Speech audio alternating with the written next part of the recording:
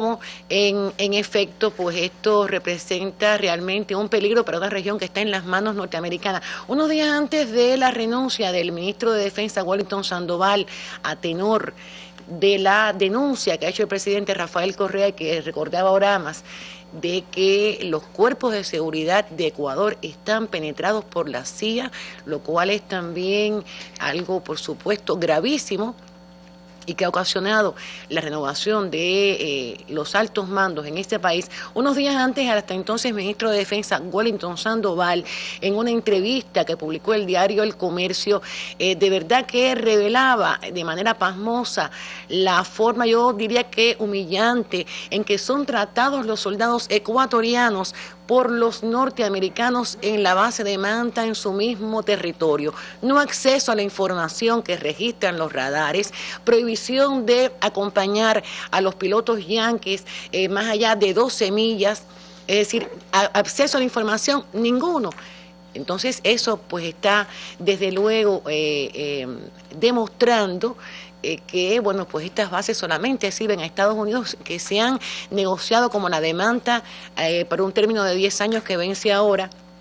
supuestamente para combatir el narcotráfico, que ahora también tienen como excusa la cruzada norteamericana al terrorismo, y por eso también fue tan importante la declaración que con todas las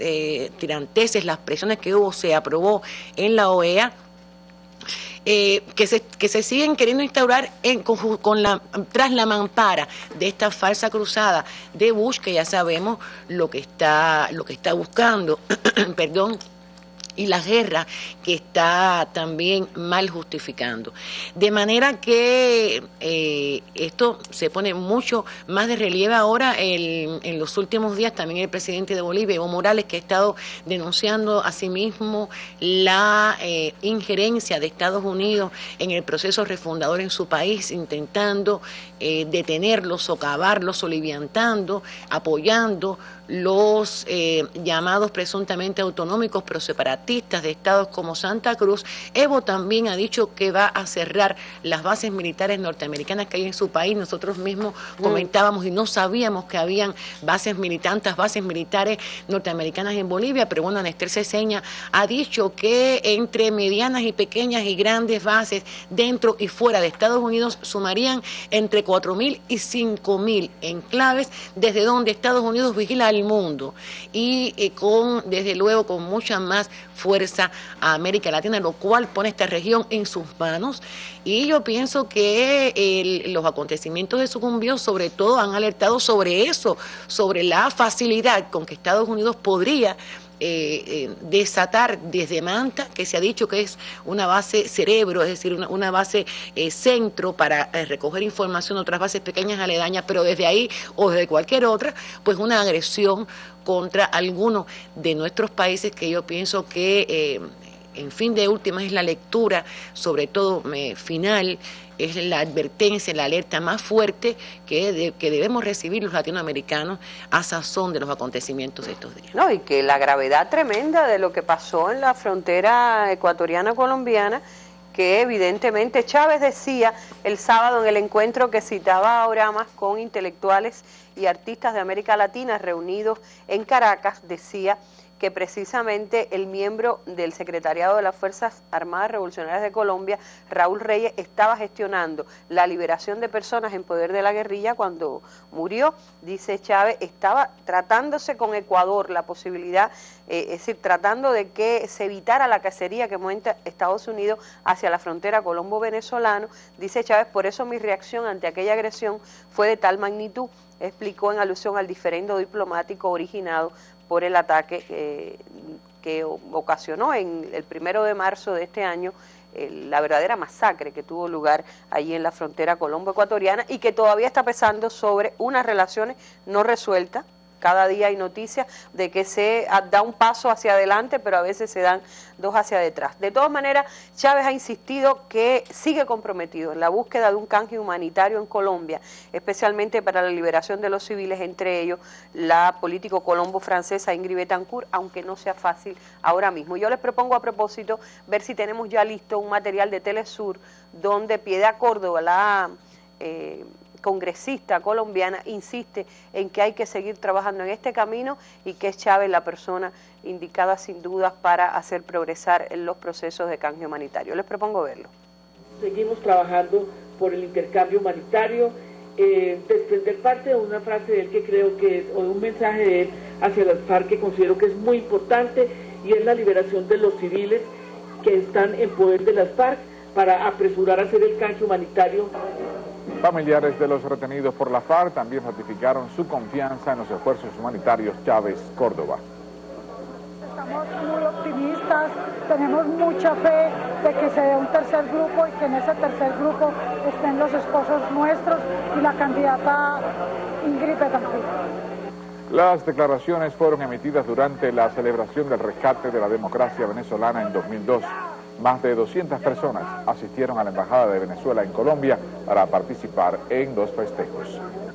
Bueno, y en días pasados, precisamente en los días en que se celebraba en La Habana el Congreso de la UNIAC, fue presentado en el contexto de este importante congreso el libro Transparencia de Emmanuel, de nuestro embajador en Venezuela, Germán Sánchez Otero. Yo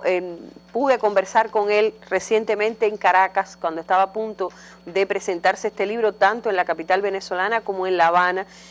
Tuve la oportunidad también de leerlo, sé que hay muchísima gente interesada y espero que muy pronto muchos puedan tenerlo en sus manos, además de los delegados al Congreso de la UNIAC, porque es,